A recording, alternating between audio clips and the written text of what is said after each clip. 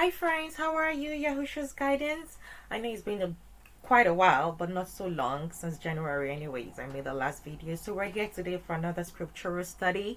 It's all about us discussing how many souls are going to be saved on the day of judgment. How many people? What does the scripture say? What are the prophecies? You have to know no word of the Creator Yahuah can ever come back to him void. Heaven and earth may pass away, but his word will never pass away. And it's giving us the exact number of people that will be saved. The question is, who is in the equation? Like I always discussed in the previous videos, our lives have happened in a different realm altogether. This is just like a repetition for us to prove ourselves worthy. Those who have been destined to be saved have, were saved in the previous life, and those who were not destined to be saved were not saved in the previous life. So this is like a second chance for us. That is why the book of Revelation is all in the past tense, because all these things have already occurred in a different dimension. It's just a matter of time before it manifests in this dimension. And that is also the reason why Messiah Yahushua picked upon Judas Iscariot to be the one to betray him, not to victimize him, but because in the previous dimension, in the previous life, he had already proven himself to be the traitor, to be the betrayer. Okay, that is why the scriptures also tells us that Revelation 13:8, all inhabitants of the earth will worship Satan except those whose names have already been written in the book of life. It's not just a random selection to victimize some and to save some. These people have already proven themselves worthy, and salvation was guaranteed for them. But this is a second chance to prove themselves worthy. And if by any oversight they prove themselves to be unworthy, they will be discounted and they will be condemned to eternal damnation. So we're going to commence with a brief prayer. Eternal Father Yahuah, I worship you. I thank you for your revelation. I thank you for your spirit, the great Ruach Spirit HaKadosh. I thank you for your Son Messiah Yahushua, who laid down his life for our salvation. Thank you for your goodness, for your mercies, for your immense kindness, for your presence amongst us, for your spirit abiding with us as a helper in a demonized world where everybody worships God, believing is the Creator. Eternal Rock of Ages, take absolute preeminence in our lives. Purge us of all iniquities and unrighteousness, cleanse us of all unwholesomeness. As we embark on this scriptural study, take absolute preeminence, that everything will be to your praise and esteem and for the salvation of souls.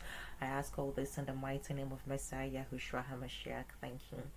So like I always say, bring out the scriptures. Do not use the Bible, because the Bible is the word of God and God is Satan, but the scriptures are the word of the Creator Yahuah. The name of the Creator is not God, because 2 Corinthians chapter 4 verse 4 tells you clearly that Satan is the God of this world.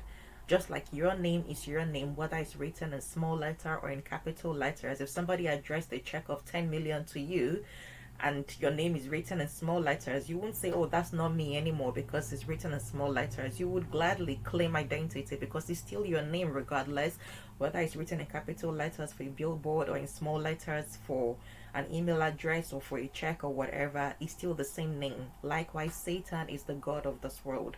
The scriptures have already told you in 2 Corinthians 4:4 that Satan is the god of this world, but he has deceived you, just as was prophesied in Revelation 13:14, that he deceived souls into worshiping him.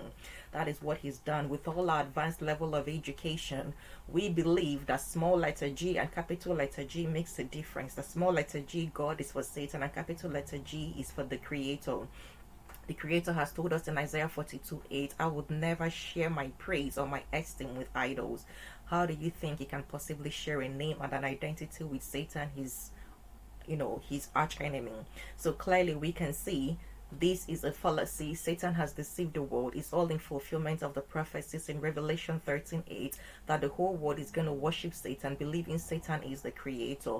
Satan is the god of this world. Just yesterday, 24th of February, I had a dream about 7:40 a.m. and in the dream, there was suddenly an eclipse, like everywhere went dark, and I was just by the window with a friend or family, and then like an angel, what you call an angel, but there are no angels in heaven, they are malaks, but it was a human, and I was flying with wings, and he came and he presented like a white veil in front of me, like, take it. So I took it, and I started flying with him, and we flew up way into the sky, and then we entered into a different dimension. And there, as soon as we got in there, it was like a big establishment, like a mansion, an advanced technological establishment, like a big building, maybe better than a bank. Everywhere was so grand and classy. And I was told to wait at the reception, that they were going to call God to come speak to me.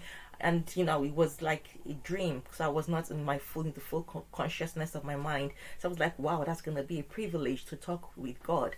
And then the person came out all suited up. Before he came out, he asked who is that. He said it's the person from Earth. He said, okay, I'm coming, I have a message for her to give to humans. And so when he came out, it was just a black man, an African man, and he was all suited up. And I was like, are you God? He said yes. So I just kind of lost my balance. I fell to my feet, fell on the floor. I was like, it's an honor. He said, that's okay, come with me to a different room, because you're not allowed access into this other room. So we went into the other room. It was just like a table, computers, two ladies. One was really kind of overweight, the other one was skinny with the computer. That was the PA typing, and they were all busy and serious. They didn't talk. And I was like, it must be an honor working directly on that call, on that God. They said yes. I said, wow, there couldn't be a better job. And they were all serious. And then I told God that I have so many questions for you about the things happening in the world, about this, about that.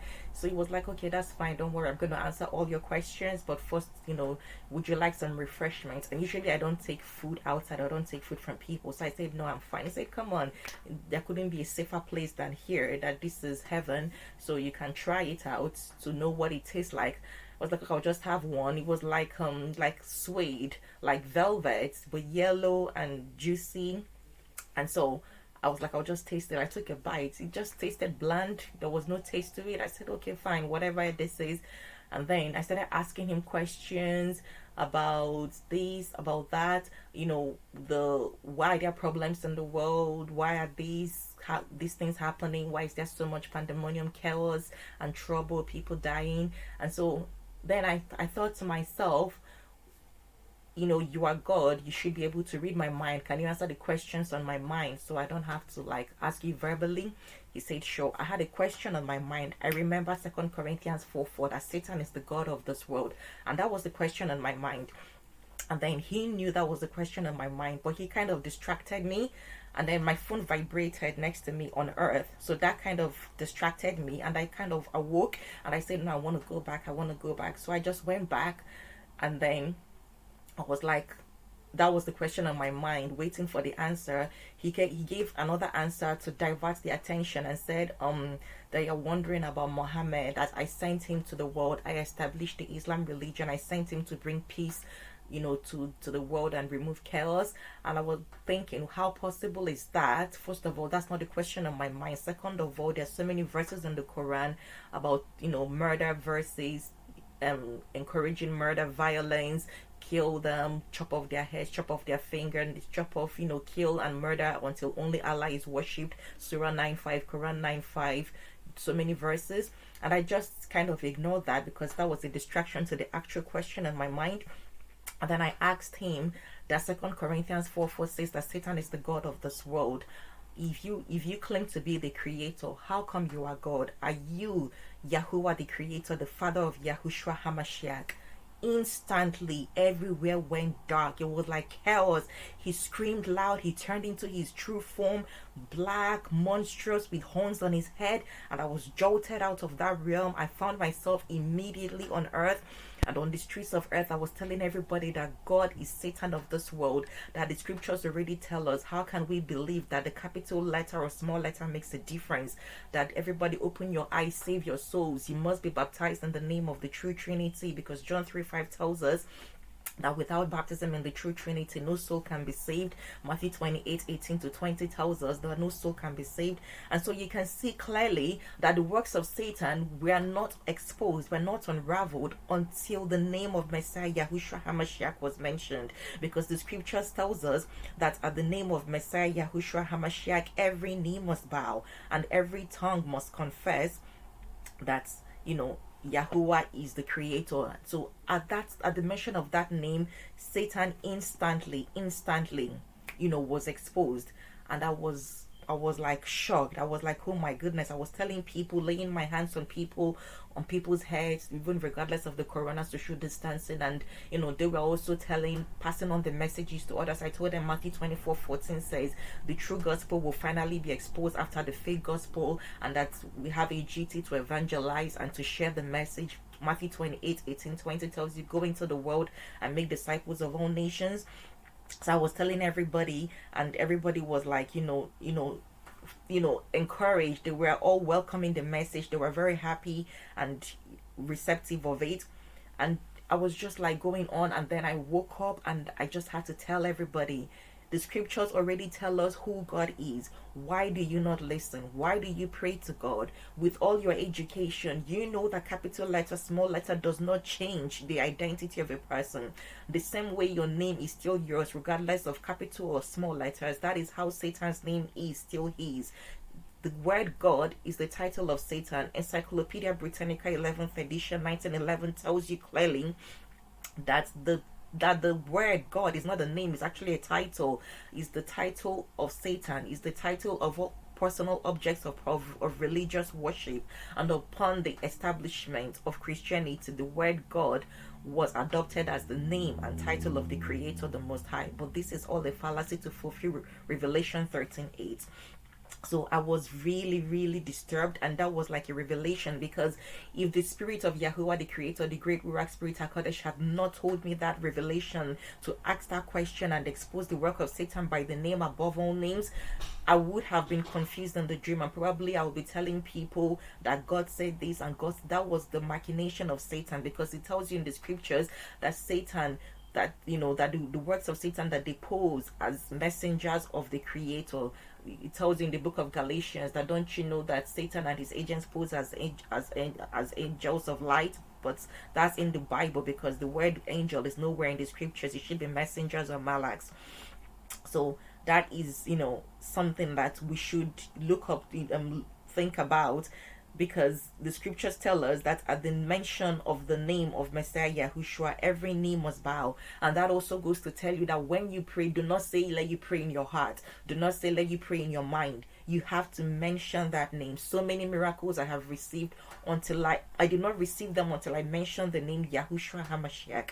You must mention that name, except you are deprived of the power of speech, except you are speech impaired, except you are born dumb or something.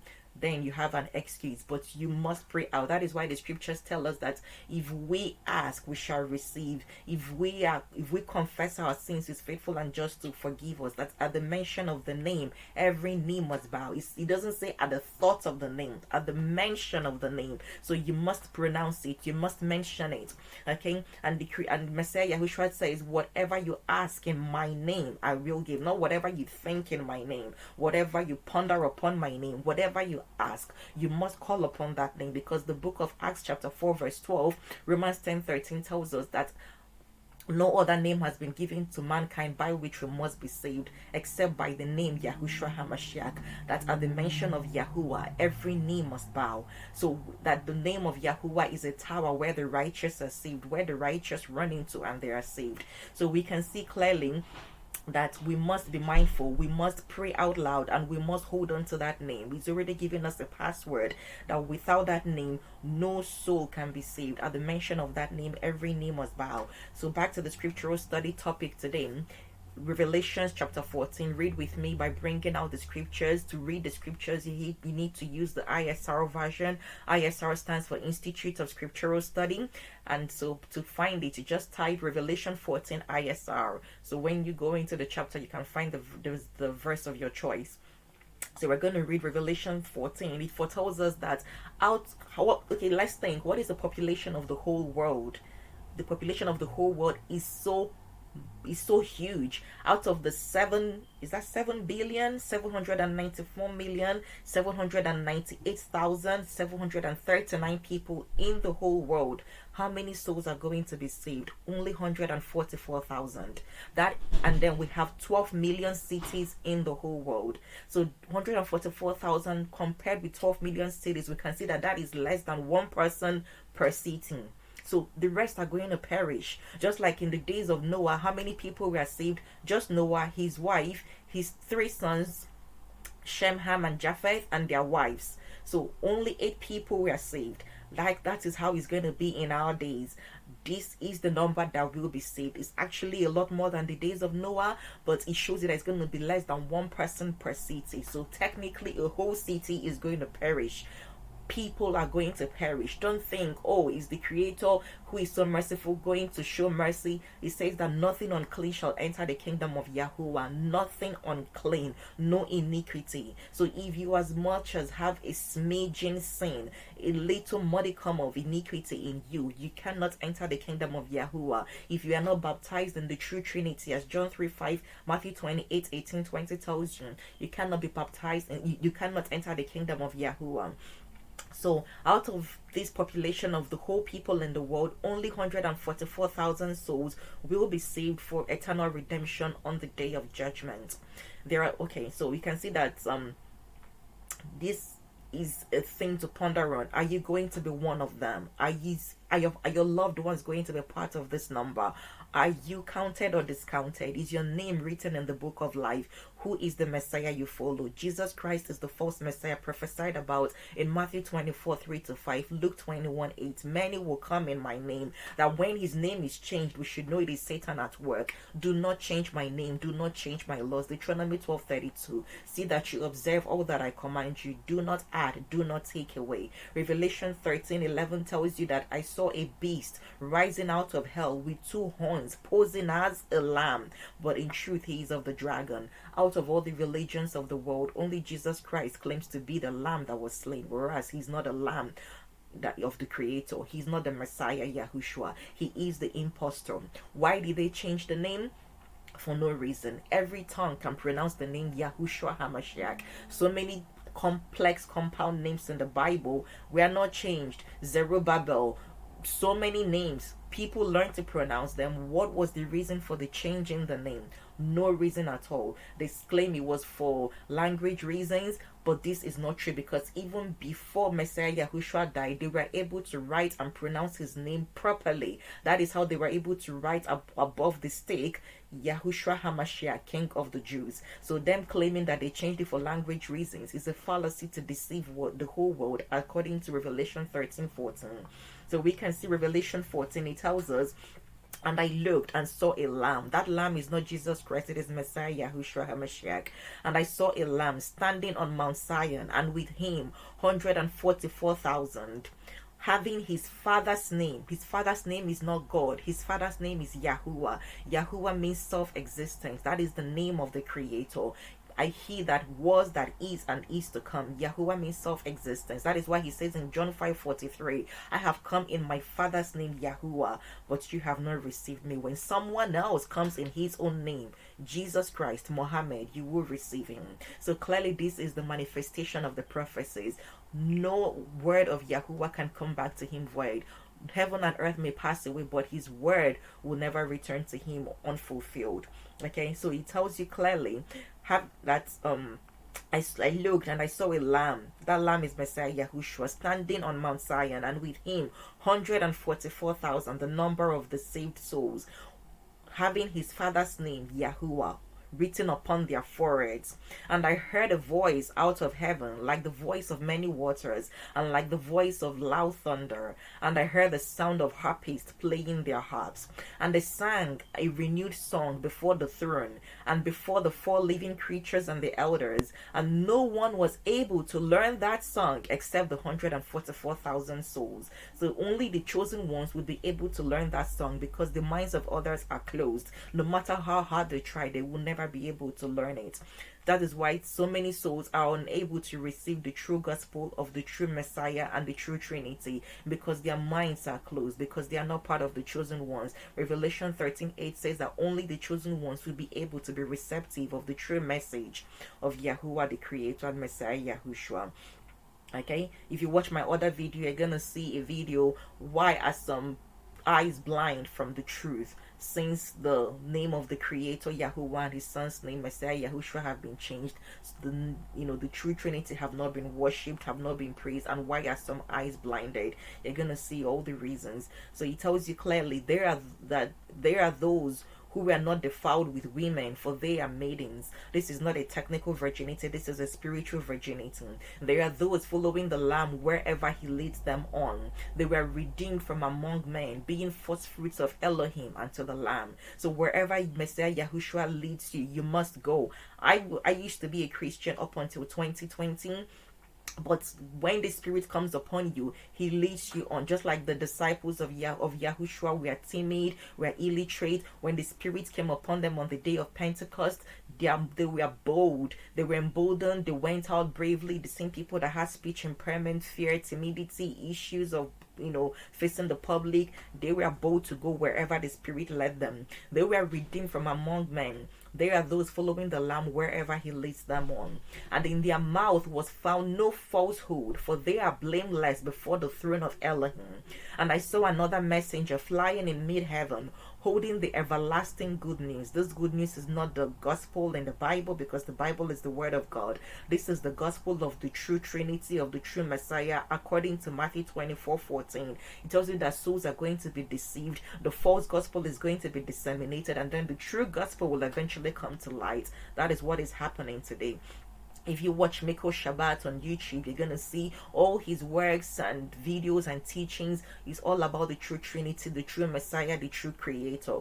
Okay? And I saw another messenger flying in mid-heaven, holding the everlasting good news, the true gospel of the true Trinity, to announce to those dwelling on the earth, even to every nation and tribe and tongue and people, saying with a loud voice, fear Elohim and give esteem to him, because the hour of his judgment has come, and worship him who made the heaven and the earth and sea and fountains of water. And another messenger followed, saying, Babel is fallen. Who is Babel? The Babylon of today is Rome, because the Roman Empire, the Vatican, introduced God. They are the ones who changed the name of the Creator from Yahuah, from Elohim. They replaced it with God. They replaced it with Adonai. They replaced it with Lord. These are the titles of Satan. Adonai, Lord, God. They all mean owner. So whenever you call upon God, you're making Satan your owner. So he has ownership over your soul.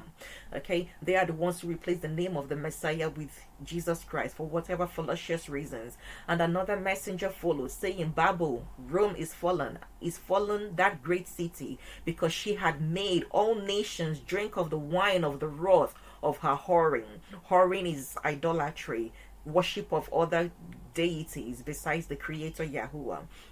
And a third messenger followed them, saying with a loud voice, if anyone worships the beast is God, according to 2 Corinthians chapter 4 verse 4, and his image, and receives his mark upon his forehead or upon his hand, he also shall drink of the wine of the wrath of Elohim. Anybody who worships God will drink of the wrath of Elohim. You have to understand that technically it was God that tempted Messiah Yahushua after his 40 days fast, because God is Satan. Okay, according to Matthew 3:11. And he also shall drink of the wine of the wrath of Elohim, which is poured out undiluted into the cup of his wrath.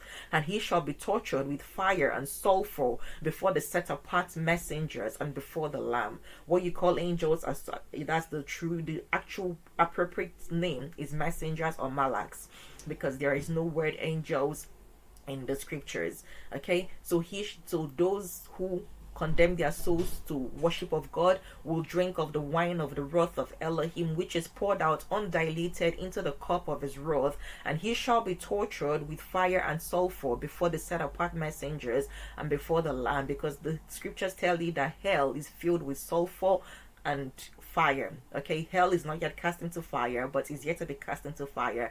Currently it's just the sulfur, and if the scientists would know, the smell of sulfur is suffocating, is unbearable, is the most horrid smell you can ever perceive. And the smoke of their torture goes up forever and ever, and they have no rest day or night, those worshipping the beast, God, and his image. Also, if anyone receives the mark of his name, the mark of his name is 666, and that name is either God or Jesus. Okay, if you watch Miko Shabbat, he's done a scriptural study that when you calculate the Roman letters of Jesus, Jesus, it sums up to 666. Okay, here is the endurance of the set apart ones, because set apart means the righteous, what you call holy. The word holy is nowhere in the scriptures. You have been called to be set apart. Our Father in heaven, our Father who art in heaven, may your name be set apart. Hallowed, holy, they are all of satanic pagan origin. Here is the endurance of the set apart ones. Here are those guarding the commands of Elohim, Yahuah, and the belief of YAHUSHUA HAMASHEAKH.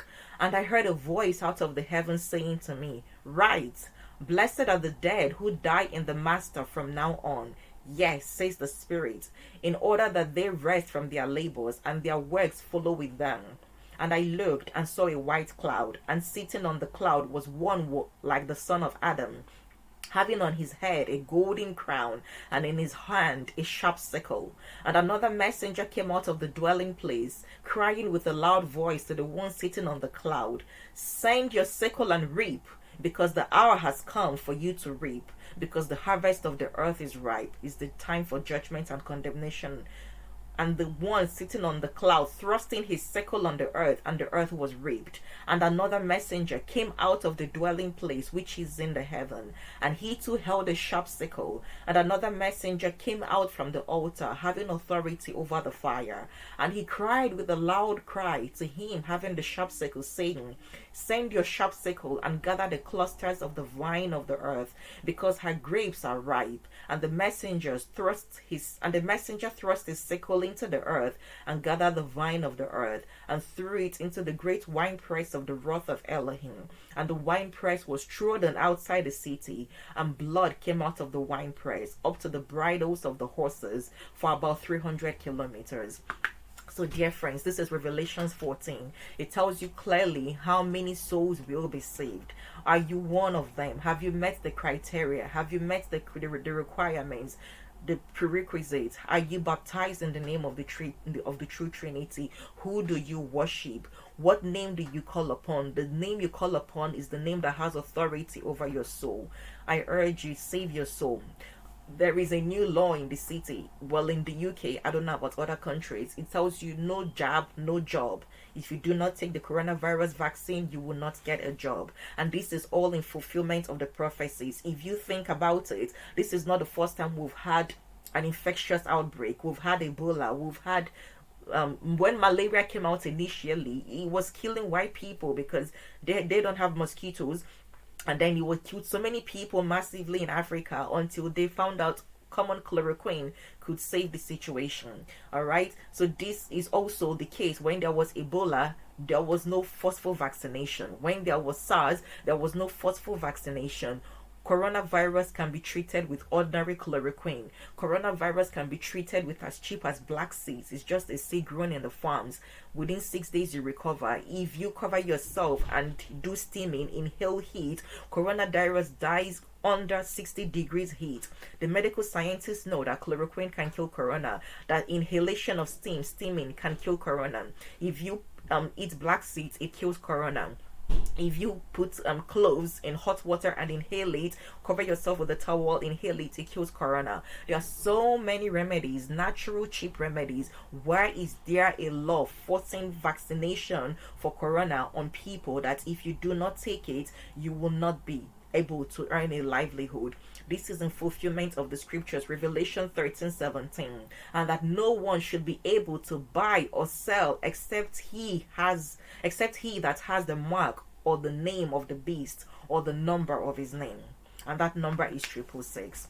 These are the end times. The scriptures are being fulfilled. Do not be blind. Do not take things for granted. Do not say, "Oh, it's just a government parastatal." The scriptures have told you that Satan is the god of this world. Satan is the ruler of this world. If Satan is the ruler of this world, does common sense not tell you that the governments and the government parastatals will be instruments for Satan to fulfill his strategies and prophecies and revelations? Do you think that these things are just mere coincidences?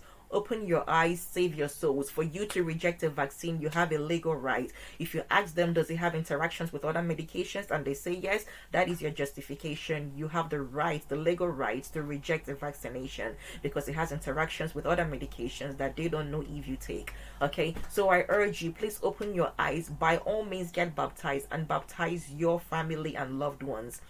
All the best, Yahushua's guidance, and please stay alert. Share the good news. You have a duty to. Matthew 28:18-20 tells you, go into the world and make disciples of all nations, baptizing them in the name of the Father Yahuah, and of the Son Messiah Yahushua, and of the great Ruach Spirit HaKadosh. Do not think, oh, she's doing it, I don't have to do it. You failing to do it is you disobeying, and disobedience disqualifies you of your salvation. I wish you all the best. Thank you so much.